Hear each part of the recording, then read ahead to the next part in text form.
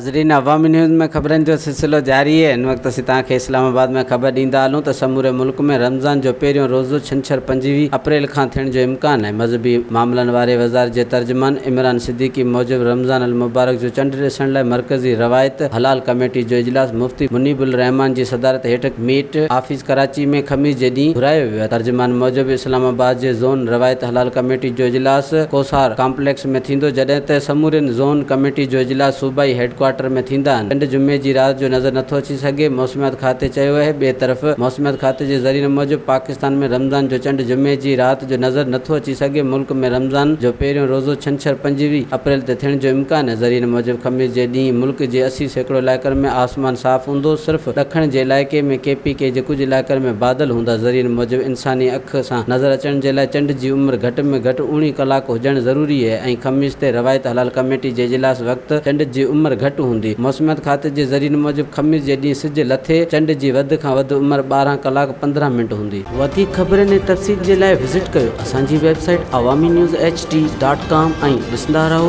Awami news HD।